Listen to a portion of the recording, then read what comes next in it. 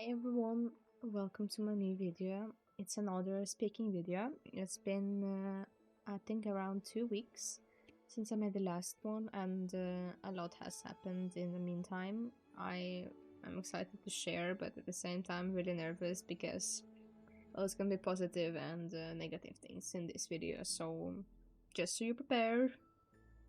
As you remember, I took exam around a month or two ago, and I was expecting my results by yesterday. It was the 8th of January. I was supposed to get them, and I need them to get education I want. I have to pass all 4 categories of speaking exam on B2 in 2 languages. This time I did Norwegian, and however sad, I got 3 on B2 and one last one that I worked in fact the most on. I got on B1, and it wasn't just disappointing, it was really crushing, because when you work for something like really hard and you just don't get enough to get a good result, it's devastating, and you feel like you're a failure and you feel like you can't do it again, which is totally fair, and I feel the same way right now. I the only thing I doubt is that I'll be able to go through it again, because honestly, when I was preparing for it, I was completely only in my screen and tasks, and I've lost contact with friends. I couldn't spend time on myself or on hobbies I like. I was just full on studying very hard all the time, and it was exhausting and honestly very hard time that I would pray to not have to go through again. But my life turns to be a different way, and that means I have to go through this challenge again for whatever reason. But honestly, when I think about it now, no matter how much I'm upset and in disbelief and don't want to do it again, I don't feel like I'm gonna manage it. It's still a very big difference between when you have to be preparing for 4 different types of exams, because it was speaking, listening, writing, and reading, and when you have to be preparing just for one, even though it's hard one. I get it, but it's just one compared to 4. It is insane difference, and I think it would actually make significant difference, and it gives me a chance to prepare better for that specific one. I have only one more chance. That's actually also very pressuring. It's not that I can't take this exam multiple times, it's that I have the deadline to send my university application, and this exam, it's only goes a few times a year, and the next one is March. Oh my god, what stopped me? That's weird. Okay, next one is March, and the one after that is May. And sadly, you wait for a result a little bit over 1 month. So I would just not make it to a university application if I would wait longer than March. So I have to take one in March, and that would be my last try. And depending on how it goes, which I hope it goes good, we'll see how my future goes, actually. That also gives a lot of pressure, but I have so many people that believe in me and that supported me and was generally very impressed by whatever I achieved in a pretty damn short time. And honestly, I'm impressed too. It's something that I tell to everyone, but it's really hard to do yourself, and I bet I'm not the only one like that, is that you should really see on the positive things. And even though I didn't pass this one exam on B2, I did pass all 3. And in a little bit over half a year of learning a language from scratch, I think it's a sick cool result. And I just need to remember about it and remind myself of it, because I've done more than I think I have. And that's something to be proud of. And for all those who are in the same situation or struggle with things, just remember that you surely have accomplishments, and they might be even huge, and but this one failure just shadows it all, and I get the feeling, just to say it in that way. I don't want to make this video too big, I just want to make a short sum up, and neither do I want to make it really sad, so I will move on to more positive news. I'm not sure if I spoke of it in my previous video, but I was one of my goals for 2026 was to buy a snake. And hello, that's a huge thing. I was doubting for some time because I had only, let's say, 2 pets in my life, and they were very usual. With that I mean cats, so far from a snake to say it in that way. And I was really worried that I wouldn't be able to content it and take care of it properly. So it's happy because it's my first snake, obviously, and I have no experience, even though I've educated myself very solidly and I've researched a lot about what are they, how do they need it to be. But still, it's a stress because it's a first pet and it's normal, I think. It's nothing wrong about that.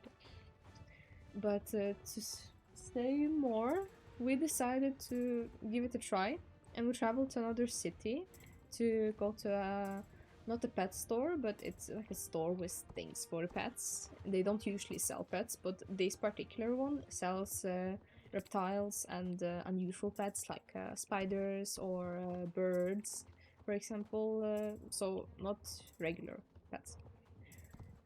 And snakes, of course. So we had this one store on a priority because they also had a really nice guy as a worker there that knows a real huge pile of information about snakes, and he owns himself many snakes, so he could help us out a lot. And we were mainly looking for like a consultation to hear the professional opinion and what should we be ready for as a first-time owners. So just to hear how these things are going and how you're supposed to take care of one. And of course, we wanted to buy, so we needed to take a look in real life and see which one catches my eye, to say it in that way, because it sounds like a strange thing and really spiritual at some point, but it was super important for me that I click with the pet that I choose. Like, I feel this feeling that, yeah, that's my pet. I want this pet to be mine, kinda. It may sound weird, but it was super important for me and I wanted to follow that feeling. I had to take a little break just to change clothes, but now I am back. And I was talking about my snake. So originally we planned to buy a corn snake. I was really attached to this particular snake and I wanted it to be a corn snake. But my boyfriend happened to really like King Python, and I wasn't such a huge fan. I thought of it, and I could agree with the idea because yeah, I see your point, but at the same time, I really wanted to have a corn snake. But when we was at this pet store, I fell in love with one King Python, and it was a girl. She's like yellowish white, so albino King Python, which is pretty rare. And we keep waiting for her because it has to be also terrarium and heating pads and humidity and all the other things to measure it all. And since we ordered it around the New Year's time, which is holiday, it was a lot that wasn't in stock and they had to order it from a place. So it's 2 weeks waiting time. I already waited for a week, so I really hope that she comes next week. And then I, of course, will probably make a video about it because I'm so obsessed. I can't. I absolutely can't. It's such a happy news for me because I've been wanting it for years, let's be very honest. No matter how scared I was because it's a completely new species for me to own, I was excited, to say like the least. So that surely is some massive news, and I hope I'll go on like that in 2026.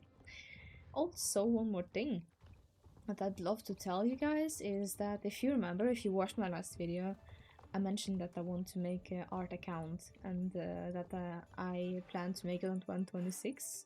So I have done that as well, and it got me much better feedback than my photo account did at the time when I started. It took me a very long time to get any activity and feedback from and viewers and likes and all of that. And I can't say that I'm at the very top right now. It's still pretty low, mild, I would say, compared to other SSO accounts. So to get a huge feedback at the beginning of this drawing account was a big thing for me, and I'm really thankful and happy. And here is a name if you want to follow on, if you like to get art for your horse or character in SSO, or perhaps you have a horse in real life, I could capture that too. I would be very, very grateful.